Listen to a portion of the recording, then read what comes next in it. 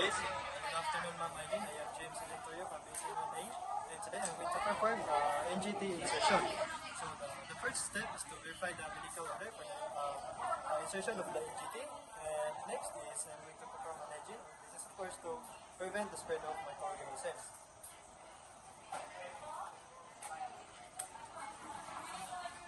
And after that is I am going to follow the PPE equipments.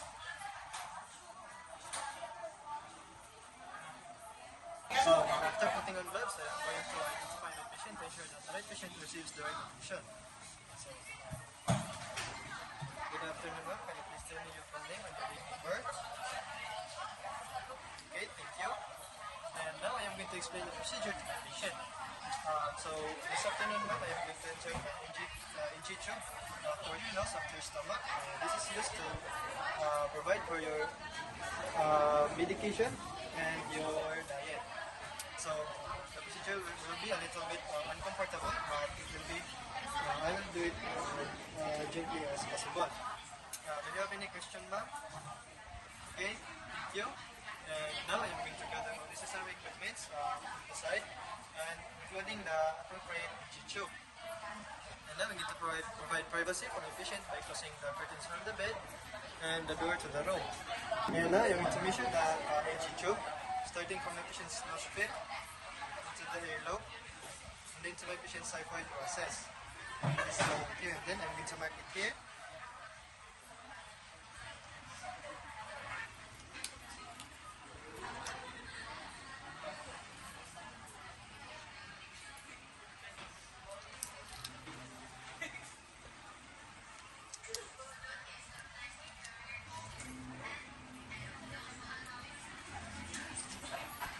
Now I am going to lubricate it about 2 to 4 inches.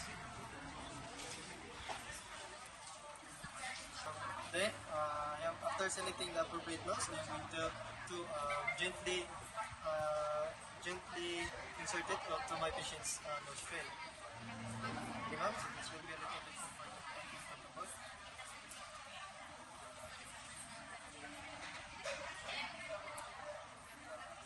Okay, so at this point, once the NG tube reaches the patient's pharynx, the patient will have a watery eyes, so if possible, provide the tissue. And also, we're going to instruct our patient to reach their chest with their chin, since naman siya sa pharynx.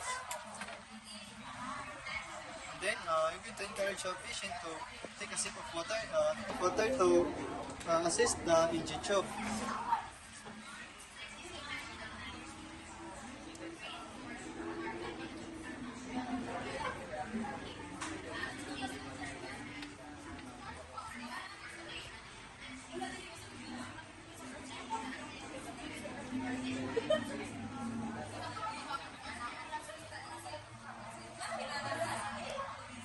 So once the mark reaches the patient's nostril, I am going to secure it on the patient's either on the patient's nose or the cheek. So I'm going to do it on the cheek. And then after that is I am going to check for the placement of the NG tube through a pH scale or the golden rule, which is X-ray. I am going to aspirate a small amount of stomach contents.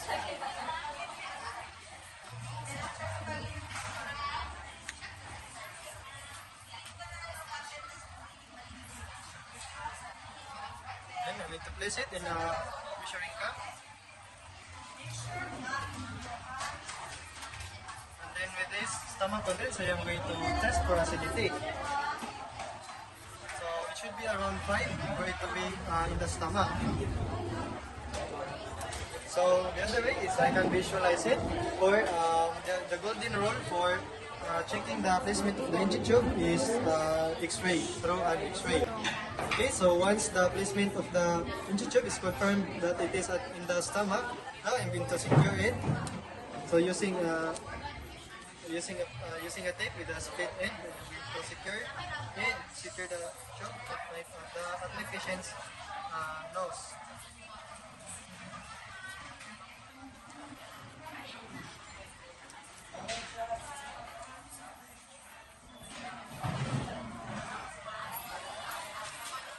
Then, I am going to secure it on my patient's gum.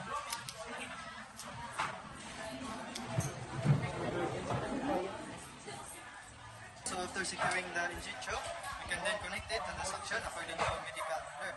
And next is to measure the exposed choke and then to reinforce the mark on the patient's bed. Assuming that it's done, we can then assist or provide our patient with oral hygiene 2 to 4 hour interval. And then next is to remove the PPE equipments and return the patient to a comfortable position. And then the last step is to remove additional PPE equipments and perform an hygiene again. And that will be the insertion of Chichu. So, good afternoon, ma'am. I am Abriana Asuntazo, your student for personal day. So, I'm gonna perform a rhetoric demonstration for administrating a tube feeding. So, first, I'm gonna assemble the equipment, check the amount, concentration, type, and frequency of tube feeding on a patient chart, and check the expiration date. So, after that, I'm gonna perform hand hygiene and put on PPE if needed. Next is I'm gonna identify the patient. So, good afternoon, ma'am. I am your student nurse for today. I am from Sarasota Memorial State University. So, may I know, ma'am, what's your name, your age, and when is your birthday, ma'am? Okay. And then I'm gonna explain the procedure to the patient and why this intervention is needed. So, ma'am, I'm gonna administer a tube feeding for you because it is important for you because you're not able to eat properly. So by this, I'm gonna insert the food through sa tube. And then I'm gonna assemble the equipment in our bed. And after that, I'm gonna close the curtains around the bed and the door to the room if possible. So next is I'm gonna position the patient to 30 to 45 degrees. So after that, I'm gonna put on gloves.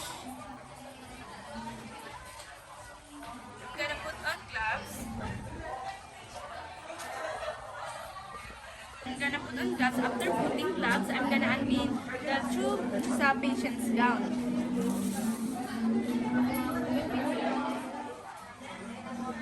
And after that, after unpinning the tube, I'm gonna verify the marking tube sa iyang nostrils. Then I'm gonna attach the syringe. So I'm gonna attach the syringe to aspirate a small amount of stomach contents.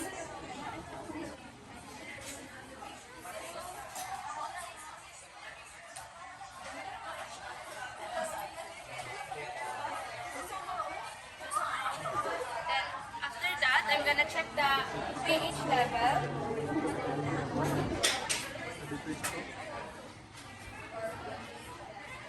After checking the pH level, it means normal. And then after checking, I'm gonna check with the color and consistency.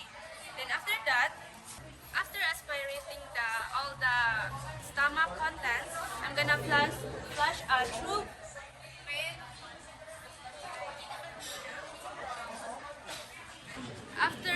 after aspirating all the stomach contents, I'm gonna flush a tube and put a 30 ml of water for irrigation.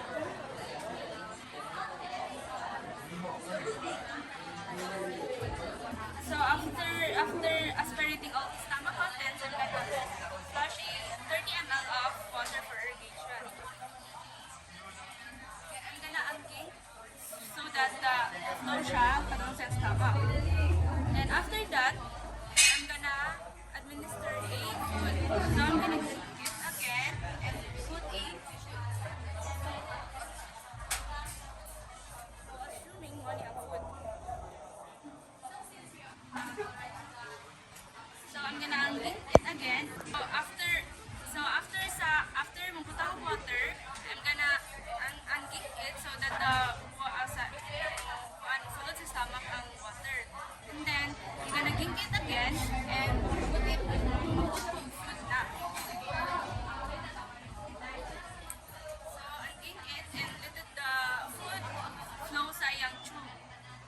I'm gonna gink it again and put a water for irrigation. After that, I'm gonna gink it and let the food flow. So yeah. So after that, I'm gonna gink it and ipon lang ko ang syringe. After that, i-gink yung and then i-close ang kuhan tube for dili para dili masunod ang excess air. Put ang tube balik sa iyang chest.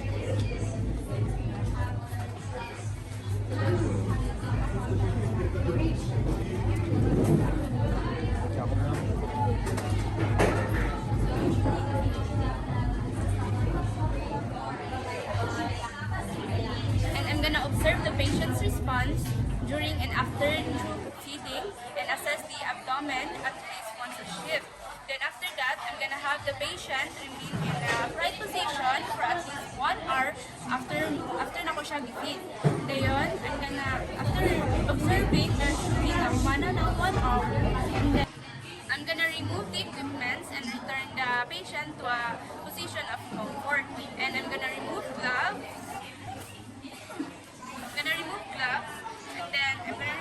And then I'm gonna raise the side rail and lower the bed para sa yung comfort. And then I'm gonna put on gloves if one ng emergency na i-wash ang mga equipments. If dili, I'm gonna dispose all the equipments na use sa patient. And then I'm gonna remove additional PPE and fourth hygiene. After that, nanang pakanan. So thank you sa imong cooperation, ma'am. So that's all, ma'am. Thank you. Good afternoon, ma'am. I am Kathleen Engineer. Now I will perform the removing of the NGT tube. First, we need to check the medical order if i-remove na ba nato ang NG tube from the physician. Next, I will perform hand hygiene and then put on PPE if indicated for preventing the transmission of the microorganism. Prevent the spread of microorganism. Next is I will identify my patient. Ma'am, good afternoon, ma'am. I am Ken from NI. And now I'm your attending student nurse to remove your NGT tube. Since ma'am, paano na ito ma'am, i-remove na natin yung NGT tube kay yung diet is pwede na pang pagkaon o fruto or sige ma'am. Then next is I will check your wristband ma'am for sure na right patient. Ma'am, may I check? And pwede ko mamutala sa mga full name. Birth of date po ma'am. Okay. Sige na tugmara. I will pull the bedside and raise to a prescribed level for the healthcare para di maglisod ang pag mo remove sa pad tube. Then I will disposable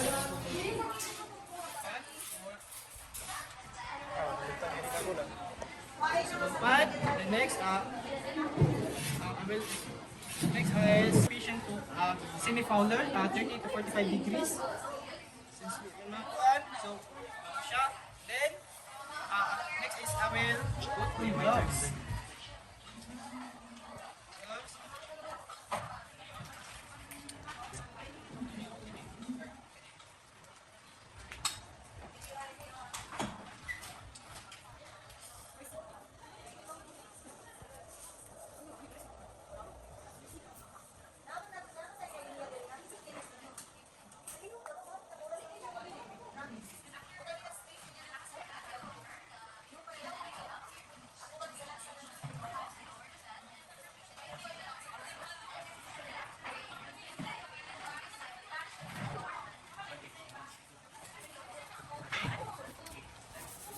Next, after I put my gloves and I will unpin the NGT tube from the my patient's down.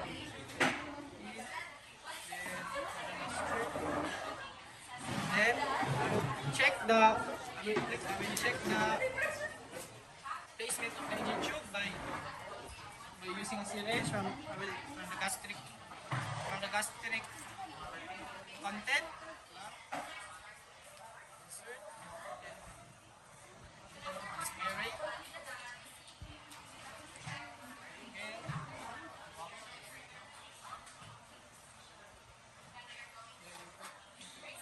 Base it.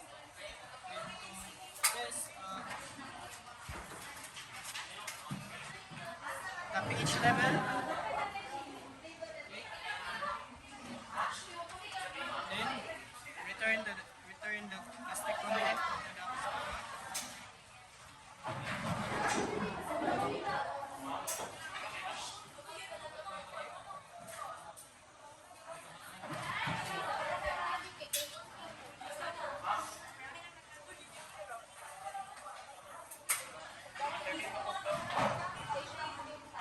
now, after the flapping method, I will coil the into the tube and slowly removing the NGT tube from the patient, and I will instruct my patient to breathe slow, parang inhale. Next, I will remove, inhale ma'am.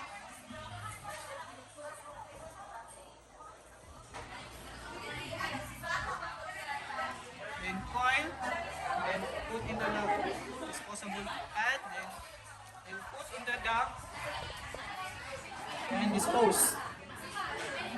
Next is mana o kuan, then assist itong patient to a comfortable position.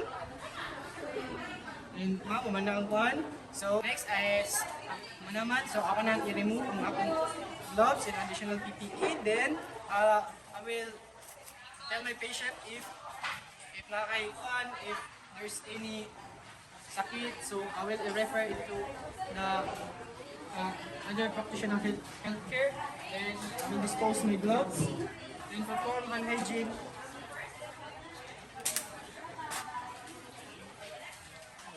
Then remove my additional PPE. So, huli na ta. Yan sabi sa tong TG ha. Okay.